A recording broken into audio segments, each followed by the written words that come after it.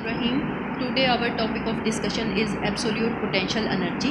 ठीक है, तो सबसे पहले तो ये कि एब्सोल्यूट पोटेंशियल एनर्जी जो है वो होती क्या है। ठीक है, तो एब्सोल्यूट पोटेंशियल एनर्जी वो एनर्जी है जिसके साथ जो है ना किसी भी ऑब्जेक्ट को, यानी वो वर्क डन जिसमें जो ग्रेविटेशनल फोर्स डन करती है, और उस वर्क डन में उस बॉडी को यहाँ से सेंटर से उठा के हम किसी इनफाइनाइट पोजीशन पर ले जाते हैं, जहाँ पे उसकी जो अर्थ की ग्रेविटेशनल फील्ड है ना वो क्या हो जाती है, ज़ीरो हो जाती है। ठीक है, यानी हम इसको डिफाइन किस तरह करेंगे कि absolute gravitational potential energy of an object at a certain position is the work done by the gravitational force. यानी किसने काम किया है, ग्रेविटेशनल फोर्स ने काम किया है। जो अर्थ के अंदर आपको पता है ना ग्रेविटेशनल फोर्स मौजूद होती है। ठीक है, वो वर्क डन कर रही है किसी ऑब्जेक्ट के ऊपर, और उस ऑब्जेक्ट को डिस्प्लेस कर रही है, यानी लेके जा रही है ऊपर ऊपर ऊपर ऊपर ऊपर लेके जा रही है। ठीक है, और ऐसी पोजीशन की तरफ लेके जा रही है जो कि कहाँ पे है, इन्फिनिटी पर है। इनफाइनाइट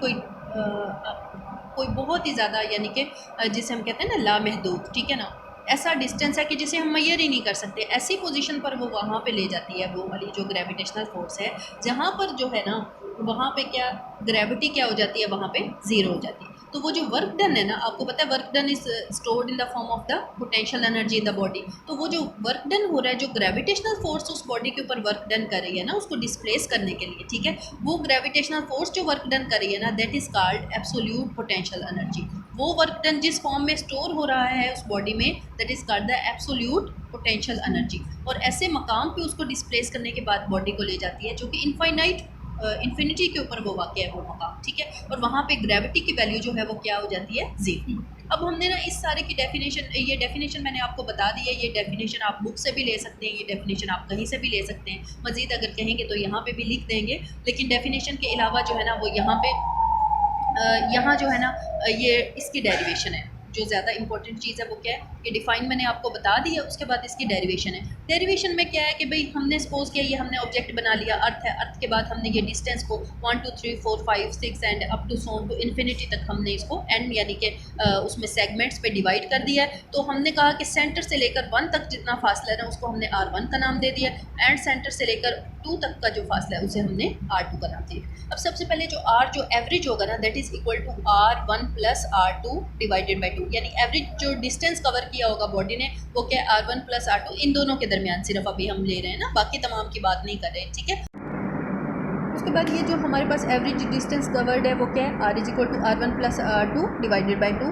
अब आपने क्या करना है कि डेल्टा आर भी एक वैल्यू निकाल लेनी है। वो क्या होती है, डेल्टा आर यानी change in R, that is equal to R2 minus R1। यानी R2 में से हमने R1 को निकाल दिया। इसमें से अगर हम R2 की वैल्यू निकालें तो वो हमारे पास क्या है, डेल्टा आर प्लस R1। ठीक है, समझ आ रही है आपको। अच्छा, अब ये जो ना दो इक्वेशंस, ये हमने सिंपल, एक ये एवरेज डिस्टेंस की हमने बना ली और दूसरी हमने R2 इसमें से हमने वैल्यू निकाल ली। ठीक है, अब आपने पता क्या काम करना है कि आपने कहना है कि जो हमारे पास ना ये जो वैल्यू आई है ना R2 की, इसको उठाना है आपने और इस इक्वेशन के अंदर आपने पुट कर देना है। तो ये बन जाएगा R is equal to R1 तो ऐसे ही आ गया ना, plus delta R plus R1 divided by 2। ठीक हो गया। अब यहाँ से जब आप करेंगे तो ये 2 और 2 ये बन जाएगा 2R1, ठीक है, और डिवाइडेड बाई 2, ठीक है, और plus delta R divided by 2। अब 2 जो है वो 2 के साथ कैंसिल हो जाएगा, ये हमारे पास आर की वैल्यू आ गई। ठीक है, अब यहाँ से ना आपने इसके यानी कि आर की वैल्यू हमारे पास किसके बराबर आ गई, तो हमारे पास क्या है कि force F is equal to GMM divided by R का स्केयर। ये आर हम ऊपर निकाल चुके हैं। अब आपने क्या करना है, इसका सबसे पहले जो है वो आर का स्केयर ले लेना है। तो आर का इस साइड से स्केयर लेंगे तो ये हमारे पास क्या आ जाएगा, R1 और plus delta R divided by 2, इसका क्या आ जाएगा, स्केयर। जब हम इसके स्केयर को ओपन करेंगे तो आपको पता है A प्लस बी का स्केयर किसके बराबर होता है, पहली चीज़ का स्केयर प्लस दूसरी चीज़ का स्केयर। ठीक है, और प्लस 2 इंटू पहली चीज़ क्या है, R1, और दूसरी चीज़ क्या है, डेल्टा आर डिवाइडेड बाई 2, और ये किसका स्केयर के बराबर है, R के स्केयर के बराबर। ठीक है, अब आपने क्या करना है, मतलब इसमें हमारे पास जो है ना ये जो क्वांटिटीज़ हैं 2 2 के साथ कैंसिल हो जाएगा। ये जो स्केयर है ना, आपने कहना है बाय कैंसिलिंग जो स्केयर वाली क्वांटिटीज़ है ना, square by cancelling square and upper quantities, जो भी क्वांटिटीज़ यहाँ पर मौजूद है ना इस तरह की, उनको हमने क्या कर दिया, कैंसिल। मतलब ये चीज़ क्या हो जाएगी हमारे पास, कैंसिल। पीछे क्या रह जाएगा, R1 का स्केयर और plus R1 into delta are, और ये किसके बराबर आ जाएगा, R के स्केयर। ठीक हो गया। अब इसको ना हमने डेल्टा आर की जगह पर उसकी वैल्यू पुट कर देनी है, आर का square plus R one into delta R क्या था भाई, R two minus R one के बराबर, और ये आर का स्केयर, तो ये इसको इससे मल्टीप्लाई किया R one R two minus R one का स्केयर और प्लस ये क्या आर वन का स्केयर। तो आर वन का स्केयर पॉजिटिव वाला आर वन के स्केयर नेगेटिव वाले के साथ कैंसिल आउट हो जाएगा, और ये हमारे पास आर वन आर टू और ये आर का स्केयर के बराबर हमारे पास वैल्यू रह जाएगी। अब ये जो हमने आर का स्केयर निकाला है ना, ये बेसिकली हमने इसलिए निकाला है कि हम इस इक्वेशन में पुट कर सकें, जो कि क्या है G M M divided by R का स्केयर, ठीक है। अब इसके अंदर जब हम वैल्यू पुट करेंगे तो ये हमारे पास क्या इक्वेशन आ जाएगी। चलिए हम इसी साइड पे इसको सॉल्व कर लेते हैं, ऐसे रख लेते हैं इसको।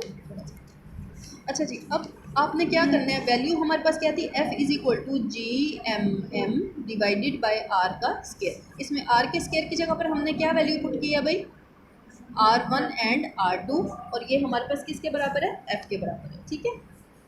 अब भाई अब ये सॉरी ये मैंने ऐसे बार लिख दिया। अच्छा G M M divided by R1 and R2। अच्छा भाई अब ये तो हमारे पास वो वाला वर्क डन था ना, ये वो हमारे पास यानी कि फोर्स आ रही है जो कि फोर्स लगी है इस बॉडी को 1 से लेकर 2 तक डिस्प्लेस करने में, ठीक है।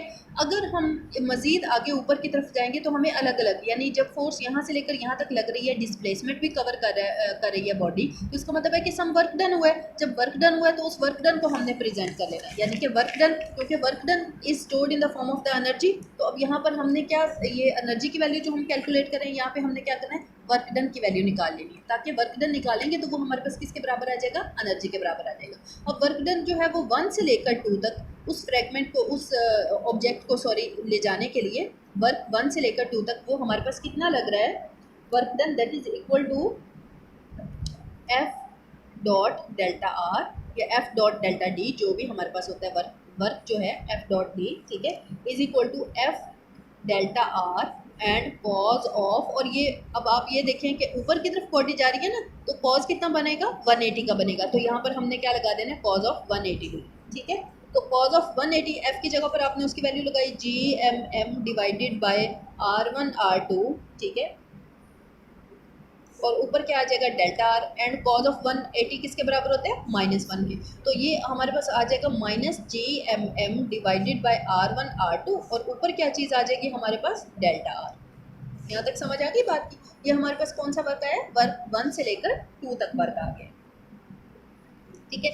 इसकी जगह पर हमने वैल्यू पुट कर दी, तो ये हमारे पास आ गया G M M into R2 minus R1 और डिवाइडेड बाय R1 R2, और ये क्या आ गया, वर्क 1 से लेकर 2 तक। इसको मज़ीद आपने सॉल्व कर लेने, तो ये आपके पास माइनस जी एम एम, ठीक है, और इसकी जगह पर R2 divided by R1 R2 minus R1 divided by R1 R2, ठीक है। इसको कैंसिल आउट कर लेंगे R2 R2 के साथ, R1 जो है वो R1 के साथ, पीछे क्या रह जाएगा, minus G M M divided into 1 divided by R1 minus 1 divided by R2। यहाँ तक समझ आ गई आपको, ठीक है। अब आप ये देखें कि अब ये हमने कहाँ से लेकर कहाँ तक वर्क निकाला है, 1 से लेकर 2 तक, ठीक है।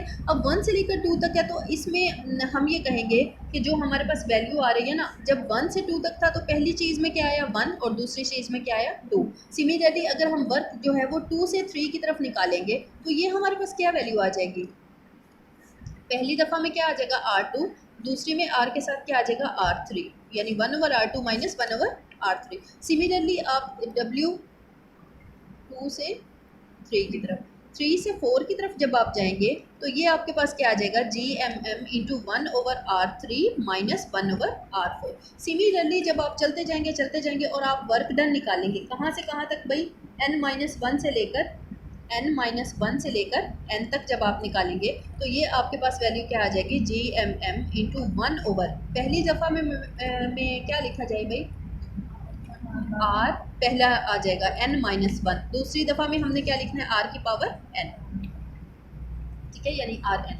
समझ आ गए, ये देखिए ना, इसमें 4 था और एक उससे कम था, इसी तरह यहाँ पर n है तो एक उससे कम होगा, यानी एक हमने उसमें से माइनस कर देना है। यहाँ तक वैल्यू आ गई। अब आपने ना इस तमाम, ये जितना वर्क हुआ है ना, इस सारे वर्क को ना आपने टोटल कर देना है, यानी कि W टोटल जो है ना वो आपके पास क्या आ जाएगा, वो क्या आ जाएगा भाई, W1 से लेकर 2 तक और 2 से लेकर 3 तक, 3 से लेकर 4 तक, n-1 से लेकर n तक, ठीक है। इन तमाम वर्क्स को ना आपने कैलकुलेट कर लेना है, मतलब इसको ऐड कर लेना है। जब ऐड करेंगे सारी, अगर ऐड करें तो यहाँ पे लिख दूँ ऐड करके, ऐड करके लिखूँ या ऐसे कॉमन निकाल लेते हैं? इन सब में से क्या चीज़ कॉमन आ रही है? माइनस जी एम एम अंदर से कॉमन आ रहा है। अंदर ये जितनी क्वांटिटीज़ आ रही है ना, सारी मैंने लिख देनी है। 1/R1 माइनस 1/R2, आगे ये भी ऐड हो जाएगा, प्लस 1/R2 माइनस 1/R3, ठीक है।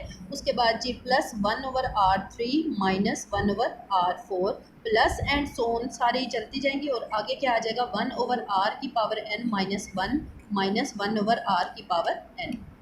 यहाँ तक क्लियर हो गई बात? अब ये देखिए कि 1/R1, उसके बाद ये माइनस 1/R2 किसके साथ कैंसिल हो जाएगा? 1/R2 पॉजिटिव के साथ। इसी तरह 1/R3 किसके साथ? 1/R3 के साथ। 1/R4 किसके साथ? आगे 1/R4 के साथ। सिमिलरली ये भी आपस में ना पॉजिटिव, ये पॉजिटिव वाला ना, ये नेगेटिव वाले जो इससे पहली क्वांटिटी होगी उसके साथ कैंसिल हो जाएगा। एक रह जाएगा 1/R1 और दूसरा रह जाएगा माइनस 1/Rn। अब इसको मजीद आगे सॉल्व कर लेते हैं।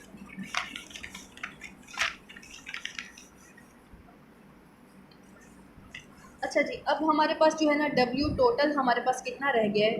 Total is equal to minus G M M into 1/R की पावर 1 माइनस 1/R की पावर n। ठीक हो गया? अब आपने क्या करना है भाई? अब यहाँ पर ये देखें कि जो n है ना, अगर ये अप्रोच कर जाता है किसको? इन्फिनिटी को, तो देन 1/इन्फिनिटी जो होता है ना, दैट इज इक्वल टू 0। ठीक है ना? यानी अगर वो r की पावर n जो है ना, अगर ये इतना ऊपर चला जाता है, इतना ऊपर डिस्टेंस चला जाता है कि वो कहाँ तक पहुँच जाता है? ऑब्जेक्ट कहाँ पे पहुँच जाता है? इन्फिनिटी पर। जब इन्फिनिटी, तो 1/इन्फिनिटी जो होती है ना, इसको याद रखना है कि 1/इन्फिनिटी इज इक्वल टू 0। तो ये वैल्यू जो है ना, ये हमारे पास क्या हो जाती है? 0। तो ये आ जाता है minus G M M into 1/R1, तो ऐसे ही रहेगा, और माइनस 1/इन्फिनिटी किसके बराबर? 0 के बराबर। तो ये हमारे पास आंसर आ जाएगा माइनस जी एम एम, और इधर आ जाएगा भाई डिवाइडेड बाय R1। इसको चलें छोड़ दें। ये क्या है हमारे पास? W total. Total work done हमारे पास इसके बराबर आ जाएगा। अब अगर जनरलाइज फॉर्म में लें, ये 1 भी ना लें, तो ये बन जाएगा minus G M M divided by R. भाई ये जो हमारे पास वर्क डन हुआ है ना, ये वो वर्क डन हुआ है जो कि ग्रेविटेशनल फोर्स ने किया है और उस ऑब्जेक्ट के ऊपर किया, और उस ऑब्जेक्ट को डिस्प्लेस कर दिया इस वर्क डन के बाद। इसके ऊपर यानी फोर्स लगाई उसने, और फोर्स लगाने के बाद उसने सम डिस्प्लेसमेंट कवर किया। जो ओवरऑल वर्क डन हुआ minus G M M over R, तो वो बॉडी डिस्प्लेस हो गई कहाँ तक? अप टू इन्फिनिटी तक, और वहाँ जाकर उसकी ग्रेविटेशनल फोर्स जो थी वहाँ पर उसके ऊपर 0 हो गई। तो ये एब्सोल्यूट पोटेंशियल एनर्जी, यानी work done is because work is done in the form of potential energy in the body, so this work done by the gravitational force is stored in the form of absolute potential energy in that body. अब ये हमारे पास क्या थी? Absolute potential energy की complete derivation, और last में इसका formula minus G M M over R. ठीक है, थैंक यू।